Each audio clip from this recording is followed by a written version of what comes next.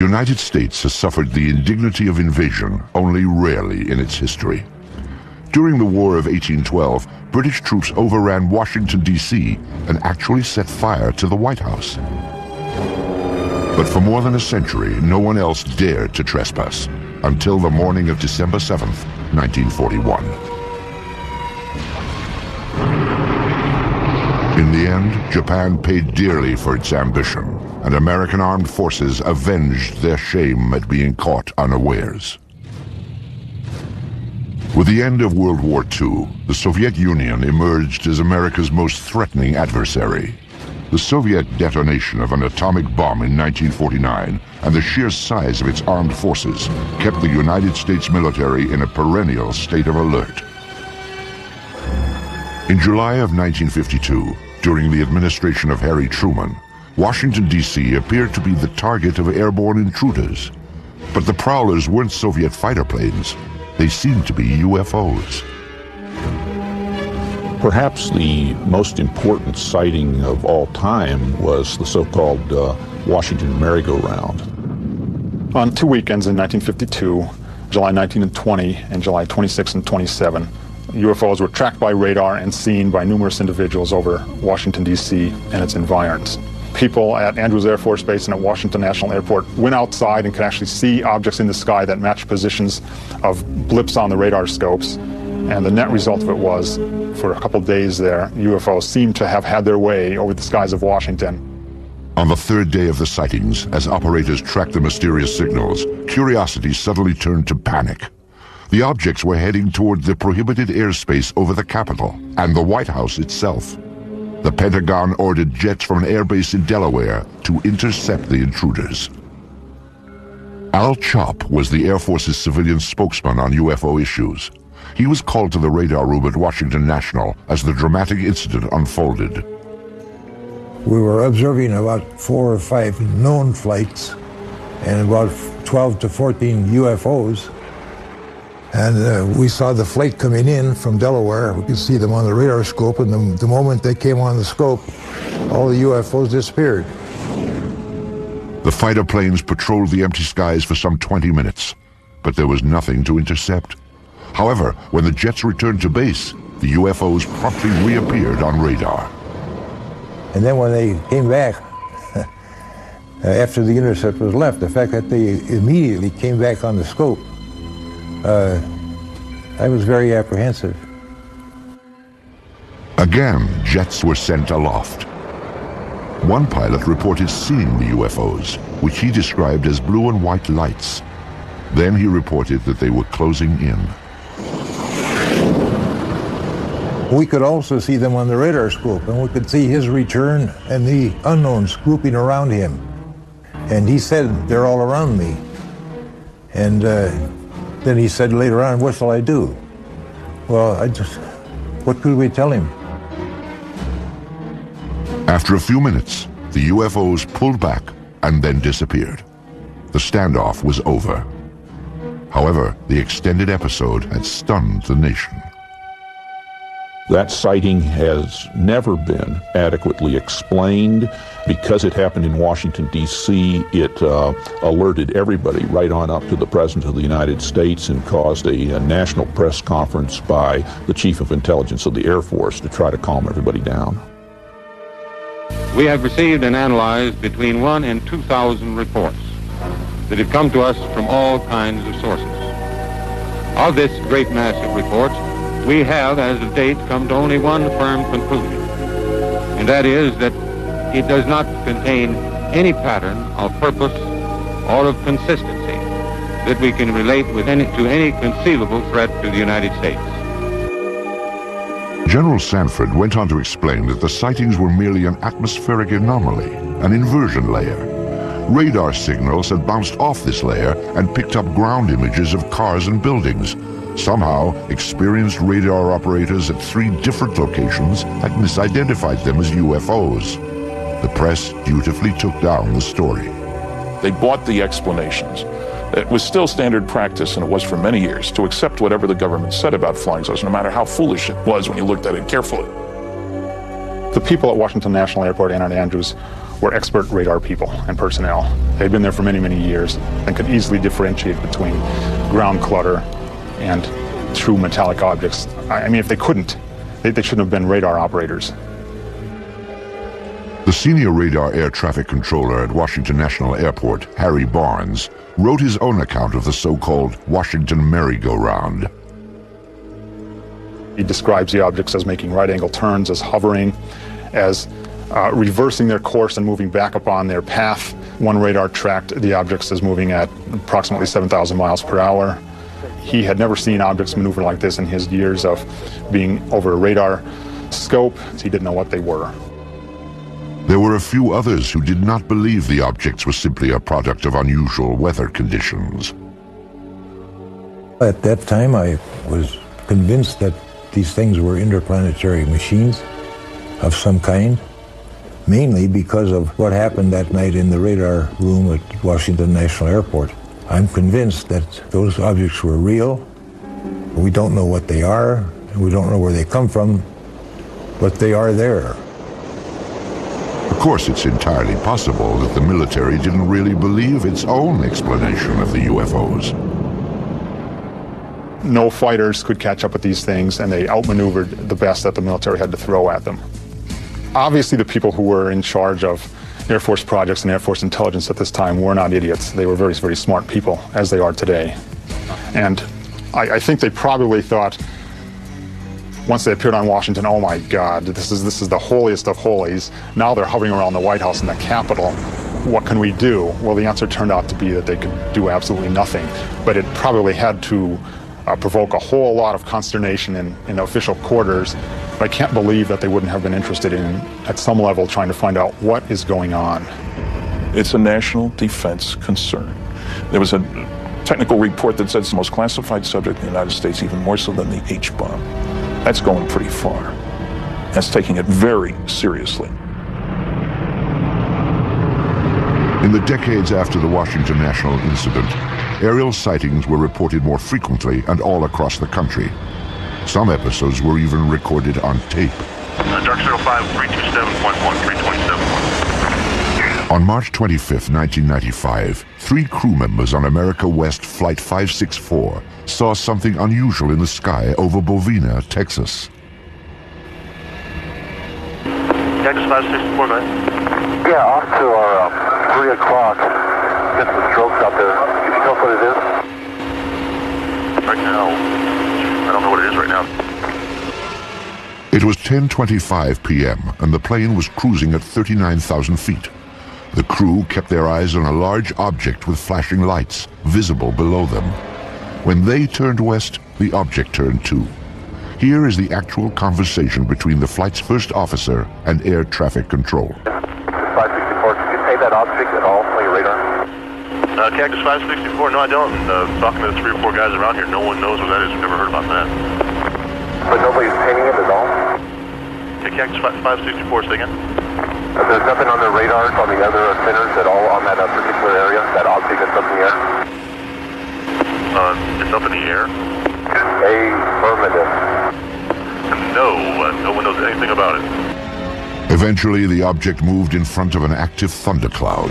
When lightning flashed, the crew got a better look. What's the altitude about?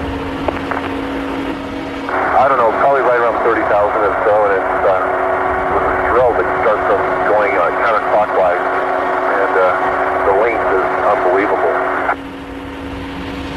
The airline crew was seeing something that ground radar was not picking up.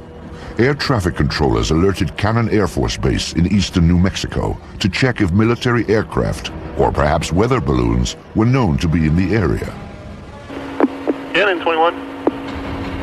Cannon, go ahead. Hey, do you guys know if there was anything like a tethered balloon or anything released that should be above tie band? No, we haven't heard nothing about it. Okay. Guy at 39,000 says he sees something at 30,000 that the length is unbelievable and has a strobe on it. Uh-huh. This is not good. Okay. What does that mean? I don't know. It's a UFO, so it's that Roswell crap again. The desert just outside Roswell, New Mexico, was the site of a mysterious aircraft crash in July of 1947. Some 50 years later, the name Roswell had become synonymous with UFOs. And like Roswell, the experience of Flight 564's crew is still unexplained. Though crew members stick to their story, they prefer to remain anonymous. There's a lot of confusion, a lot of hesitancy about even reporting something like this, even in FAA, even in military. They're going to think we're crazy. I don't want to be grounded. I'm risking something here. And a lot of airline pilots feel that way too. Why should I report this? I don't want to be under a medical microscope here. I'm not losing my mind.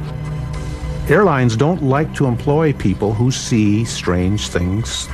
If you have a reputation in your company or your Air Force squadron as being the guy who saw the UFO from your F-18, I'm not sure I want to fly wing with him, you see. It's a subtle thing.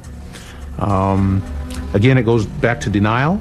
It's easier just to deny it and to say, all right, he's an oddball.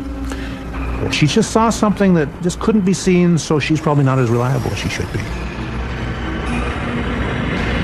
The fear of ridicule or retribution has kept many UFO eyewitnesses silent. Still, some do step forward, at times with extraordinary revelations.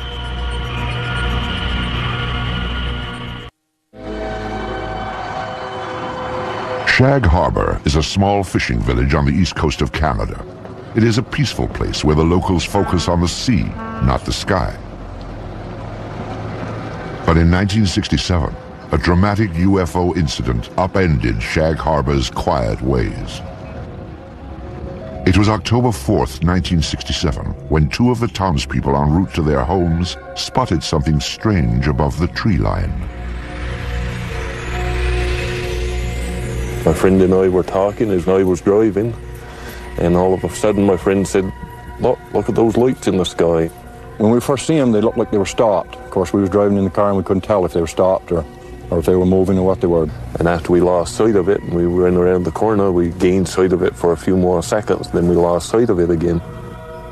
I know I was scared when I first got out of the car because I wasn't very long getting into the house, like to get my father and get him to come out and have a look at it. And I was kind of hoping that it would stay there long enough for him to see it, and it did. And I come home and I told my mother about it, and first question, of course, was you drinking? And I said, no, I don't think so. Smith and Kendrick weren't the only ones to see the strange lights. Many of the locals watched as they flickered off and on. Suddenly, the luminous object turned on its side and plummeted into the harbor waters. Eyewitnesses rushed to notify the Royal Canadian Mounted Police, or RCMP. The people who initially arrived on the scene, the civilians who were called in to aid the RCMP, concerns were for survivors. Most people saw this thing occur from a distance, and it was initially thought that perhaps it was an airplane crash. But what the eyewitnesses saw, or in this case what RCMP officers saw when they arrived on the scene, there were at least 3 officers on the shoreline that at least saw a pale yellow light moving on the water. They all felt that it was something quite unusual. The RCMP officers were not alone in observing the mysterious object. They were surrounded by a small gathering of spectators. And we all seen it, the police seen it, and everybody was, I guess, startled by it, and none of the people that were there had ever seen anything like it before. I know I hadn't. The witnesses stood and stared, mesmerized by the strange light on the water. Then, just as suddenly as it had appeared, the light vanished. A Coast Guard cutter was summoned, but local fishermen, already on board their vessels, headed for the spot where the light had last been seen. They were looking for survivors, but the only clue that anything had happened that night was a thick layer of an unknown substance. There was a great bubbly foam, and it was yellow, nothing I had ever seen before. You couldn't smell no odor or anything, and we went about probably 3 lengths of the boat, and we ran out of it. And we turned the boat around and came back into it, and we ran out of it again. The foam, like the lights, eventually disappeared. When it was obvious there was no further sign of distress, the search ended for the evening. By the following morning, the RCMP had already made contact with nearby military bases. They were hoping to find a reasonable explanation for what they'd seen. There was none. This left the small town of Shag Harbor to become big news. It's a headline story throughout the North American press and beyond.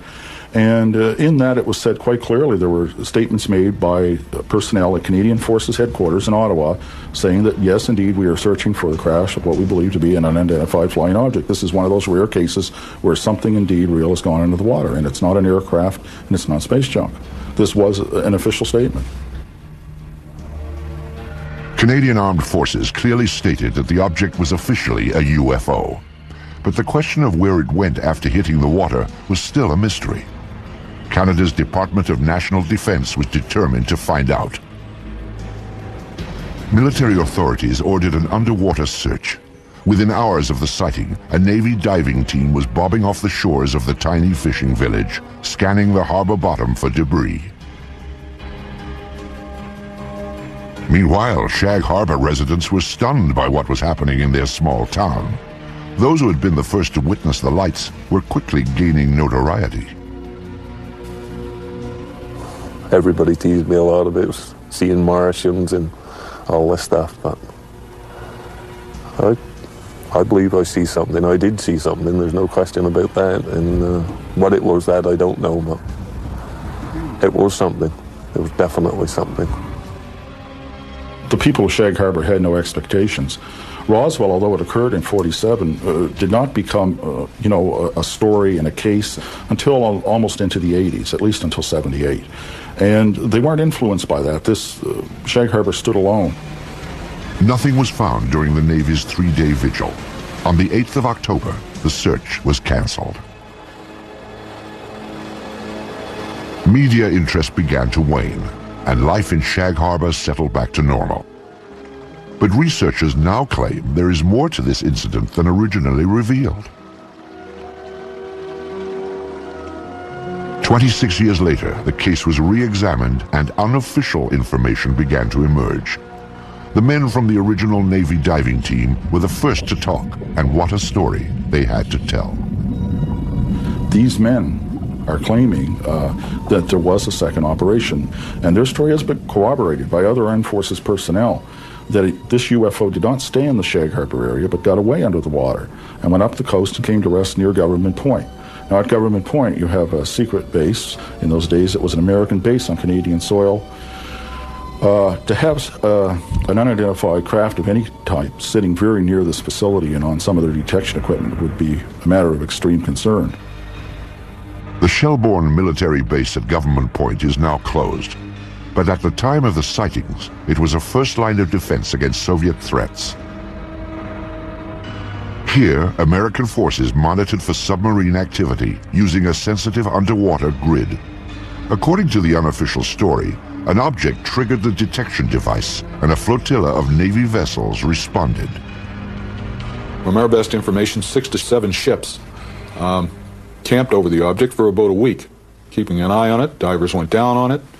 One diver in particular makes no bones about it that this thing was an unidentified flying object, and there were things on it. And as the men put it, there was still activity in these crafts. And they're absolutely certain that it was nothing from this earth, that it was a UFO.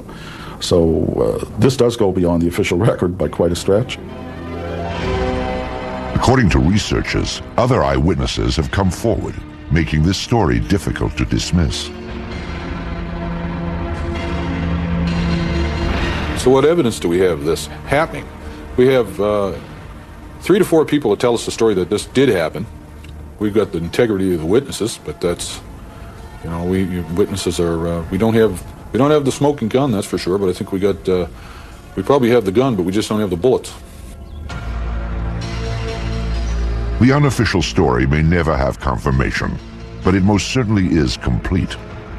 There is a beginning, a middle, and according to investigators, a surprising end. One of the things I enjoy most about the story is its end, because I suppose you could say, ufologically speaking, it has a happy ending, unlike most of these stories.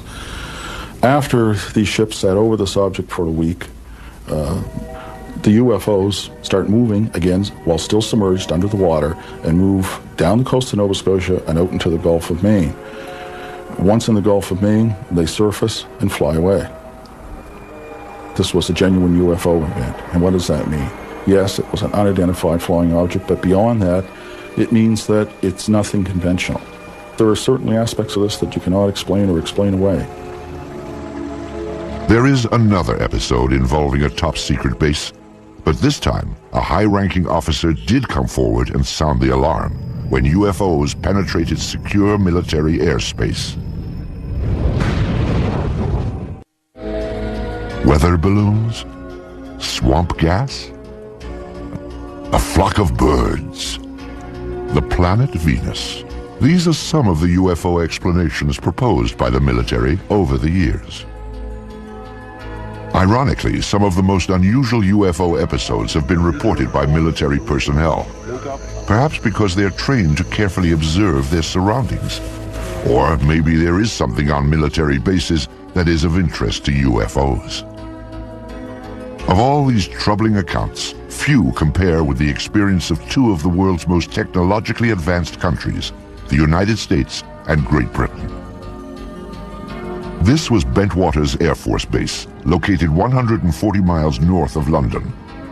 The Rendlesham Forest stands just outside the base. Bentwaters is now abandoned, but before the Soviet Union broke apart, it was a hub of top-secret activity.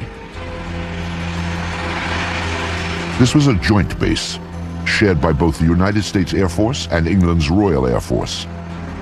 It was also a place that played host to some of the strangest sightings ever reported.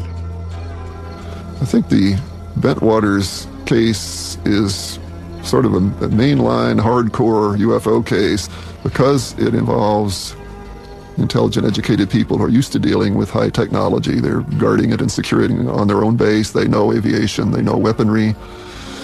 With security police who are trained to be good observers, they have to write all kinds of reports and defend what they say. And these people were puzzled, totally baffled by what they observed. During the Cold War, Bentwaters was the largest tactical fighter wing of the free world. Perhaps its most noteworthy period came in December of 1980, when both the military and the local townspeople watched a dramatic UFO episode unfold. Some say it even rivals the Roswell incident of 1947. It was a cool, clear winter night, when suddenly unfamiliar bright lights were spotted in the sky. They sort of went up and down and moved sideways. They went this way and that and up and moved about. And this was fascinated. So I opened the front door and walked out into my front yard and to get a better view. And so my house was right at the end of the runway. So I stood there looking at them and I thought, it can't be aeroplanes because I'd landed in the forest. Suspicious activity around the top-secret Bentwaters Air Base was always closely monitored. That night, neighbors could tell that they were not the only ones to experience the unusual episode. I stood there for a few minutes to see what anything else would happen, and I could hear the commotion on the base. The wind was in that direction. I could hear people shouting, calling, and vehicles start up. And I wondered what the commotion was. 3 military patrolmen had also reported unfamiliar lights shining from within the forest. They requested and received permission to investigate beyond the base perimeter. As required, the 3 military police officers filed a report about what they'd seen. I went in to collect the police blotters, the activity from the previous day and previous night, and the desk started laughing when I walked in. And I knew something interesting happened. He told me by name the 3 individuals and said they were out in the woods chasing UFOs all night and laughed, as though he didn't believe it. The sighting became a hot topic on the base. Though it was a source of amusement at first, the incident was taken somewhat more seriously as the hours ticked by. There was concern in the powers to be, so to speak, on the base, not so much from the incident that occurred, but the ramifications and the distraction, I guess is the best way to put it. Because a lot of those security policemen were guarding some very, very important materials and had a very, very responsible job. In order to get the base back to normal, the military brass dispatched a team of their own police to investigate. They hoped to find a reasonable explanation for the strange lights. But what they found only heightened concerns. The next day, several of the police went out to the area and did find indentations on the ground, and they called the British PCs, the British police, who came out and wrote it off as hens nesting and rabbits burrowing. The interesting thing is there were 3 depressions which were equal distance apart, and they were all the same diameter, and the ground had been depressed the same depth. Quite interesting. But the story did not end there. 2 nights later, the object returned. An American military team responded, setting out towards the forest. This time, investigators brought a Geiger counter to check for radiation, plus cameras and a tape recorder. Here is the actual recording of Colonel Halt as he encountered the mysterious object near Bentwaters Air Base. Oh, I saw a yellow tinge in it too. Weird. It appears that he may be moving a little bit this way. Yes, it's better than it has been. Bill, it's coming this way. It's definitely coming this way. The two pieces of it are shooting off. There's no doubt about it. This is weird. Suddenly the object, the red object, started dripping like molten metal, just like coming out of a crucible. It dripped for, I would say, several minutes and suddenly exploded. There was no sound, just a poof, and broke into multiple white objects, and they all disappeared. We were very puzzled at that time. We really didn't know what to think. In the forest, the military squad detected some unusually high radiation levels. However, they found no other evidence to explain the situation. Then, the team observed a stunning display of lights in the northern sky. The dazzling lights proved to be a mere prelude to the stunning object that appeared in the southern sky. Suddenly the object to the south approached at very high speed, stopped, I would say a quarter, half mile above us, I can't really tell for sure, and sent down some type of a beam that fell right at our feet. It wasn't like an ordinary light that fans out. This came down straight like a laser beam. Illuminated the ground, a small circle weighed 10, 12 inches in diameter, probably for about, I'd say, 10 seconds. Well, I was very concerned then. Are we getting a signal? Are we getting a warning? Or was this some type of a weapon that hadn't gotten us yet? Just as suddenly as it appeared, it clicked, disappeared. 3 hours later, the UFOs were gone, but mass confusion had taken their place. We were sure nobody would believe this, and I say we were all thinking, wow, how are we going to cover this up? You know, what are we going to tell people? We can't tell the British. We can't go back and tell our bosses. They'll think we've all been out here in the woods drinking or something, which wasn't true, but there was great concern.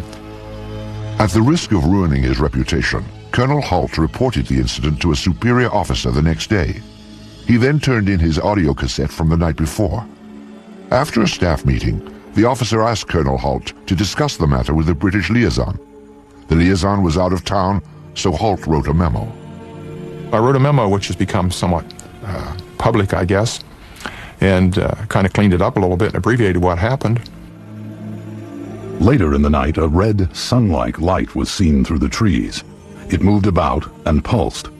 At one point, it appeared to throw off glowing particles, and then broke into 5 separate white objects, and they disappeared.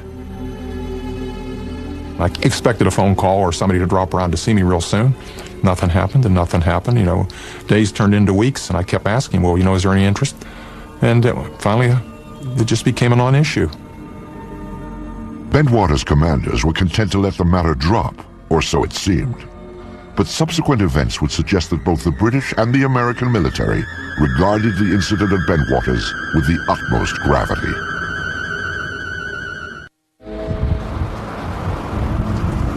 Shortly after Christmas in 1980, a series of bold UFO approaches apparently challenged the security of a top-secret airbase north of London. Lieutenant Colonel Charles Halt, Deputy Base Commander of the Joint American-British Outpost, was among the eyewitnesses. However, his reports to other Bentwaters officers elicited no response. Still, there is evidence that the incident was not ignored. Indeed, far from it. The local townspeople were among those who noticed a change around Bentwaters. I had customers come round to my garage who were military men. I asked what was going on, and they said, well, they weren't allowed to say. And I had 1 or 2 officer customers, and I asked them, and they weren't allowed to say either. I don't know why. British UFO researchers Dot Street and Brenda Butler attempted to interview eyewitnesses, but were barred from the base. They didn't say it was a UFO, they said something had happened in the forest.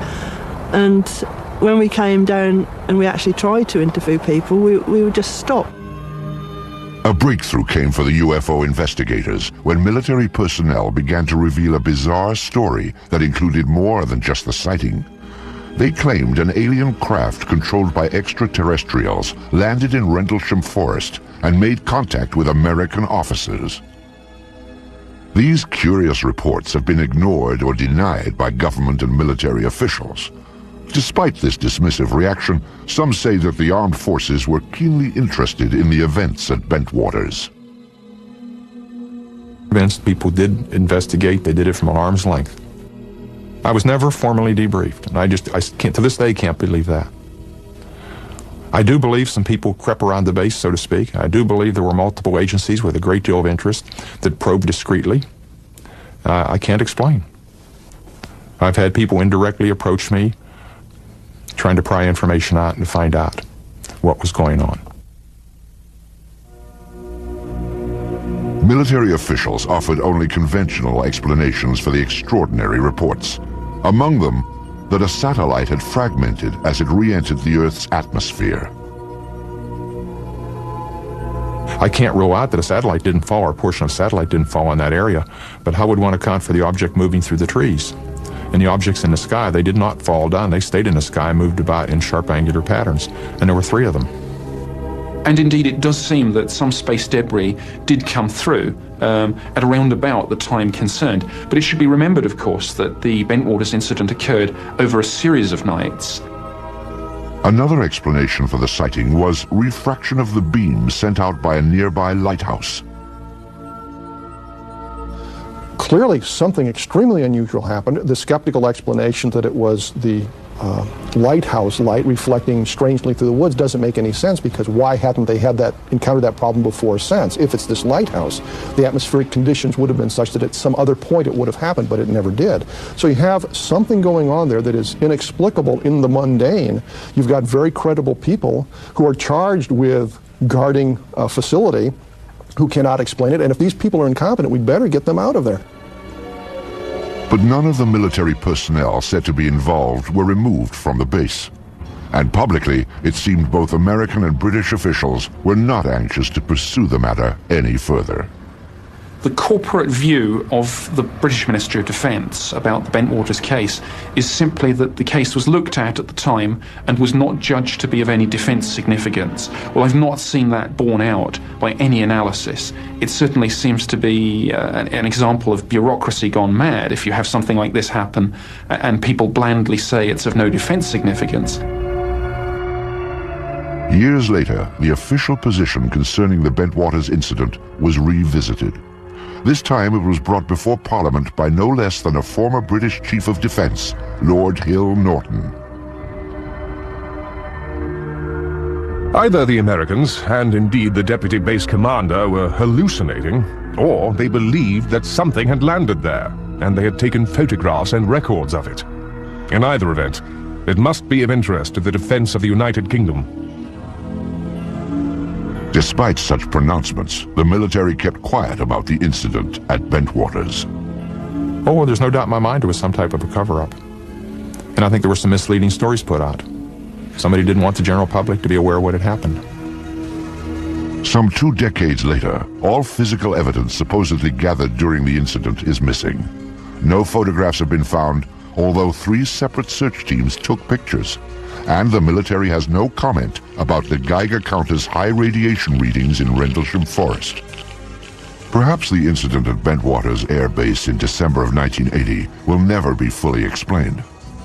However, those who were directly involved have reached their own conclusions.